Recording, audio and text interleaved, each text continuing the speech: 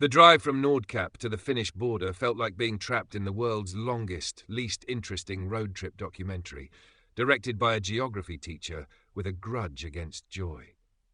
The horizon stretched endlessly, framed by lifeless tundra and scattered shrubs that looked like they'd given up on life long ago. Arctic wind howled through the cracks of the windows, sounding like an angry diva denied a private dressing room.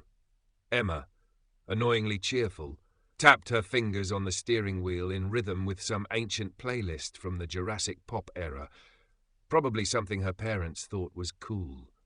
Her brown hair caught the sunlight like she was starring in a shampoo commercial for people who couldn't afford rent. Meanwhile, I, Fluffy, a brown tabby cat with long fur and piercing green eyes, sat regally on the dashboard like a disapproving car ornament. The sun hovered at the edge of the horizon, refusing to set, its blinding light turning the world into a fluorescent nightmare. I stared it down with the intensity of someone mentally suing the entire solar system.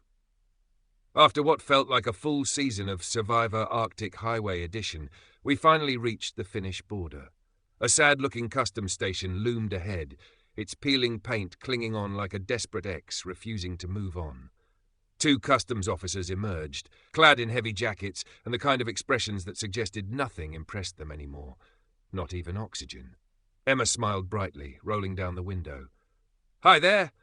The taller officer examined her passport with a level of suspicion normally reserved for people asking if Wi-Fi is free.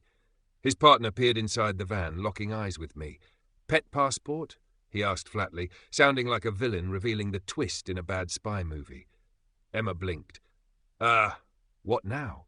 He tapped his clipboard. "Pets entering Finland need passports, possibly quarantine." "Quarantine?" My fur bristled. They were going to lock me in a box and feed me prison-grade fish paste. I just knew it. Emma, thinking fast, reached into the van's tiny cabinet and produced a dusty bottle of Norwegian Aquavit, like a magician revealing the finale of an underwhelming magic trick. "Would this help with the paperwork?" The officers exchanged a glance, the kind that said bribery isn't allowed, unless it's after lunch. One of them gave a professional nod. "This will speed up the process. Passport stamped, quarantine forgotten. Bribery efficient." Back on the road, Emma grinned. "See, Fluffy, problem solved." I narrowed my eyes. "If I'd known you had black market diplomacy skills, we could have skipped half the disasters on this trip." The landscape shifted as we drove deeper into Finland, the Arctic tundra giving way to endless forests of towering pines that stood like judgmental grandparents watching us with silent disapproval. Crystal-clear lakes shimmered in the eternal daylight, like they were showing off for a travel brochure nobody asked for. We pulled into a rustic roadside cafe, the kind of place where people claim to serve authentic food, code for "hope you like salt." A hand-painted sign cheerfully announced, "Traditional Finnish cuisine, brace yourself." Emma ordered a plate of poronkeristis, reindeer stew with potatoes and lingonberries. I was granted a small dish of grilled fish, presumably in recognition of surviving customs without biting anyone. As Emma took her first bite, she sighed happily. This is why we travel." I sniffed my fish, took a tentative bite, and grudgingly admitted it wasn't awful. Refueled and vaguely content, we hit the road again. I resumed my rightful place on the dashboard, scanning the surroundings for potential threats or free food. Suddenly, Emma gasped and slowed the van.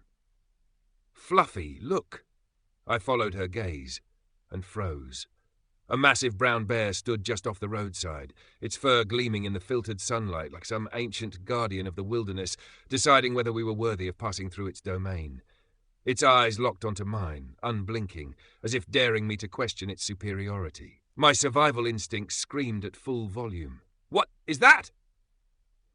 I hissed, tail fluffed to maximum emergency size. Emma fumbled for her phone, whispering in awe, "It's a bear, a real bear!" The bear sniffed the air, unimpressed by our existence, then lumbered off into the trees with the slow arrogance of a CEO leaving a board meeting.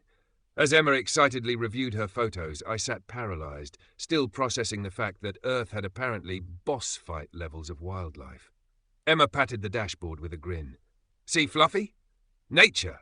I stared at her, unblinking. Nature is what humans call survival horror when they don't want to sound scared.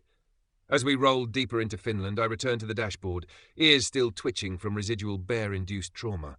Somewhere in those dark woods, the bear was probably telling its friends about us. And I hated that.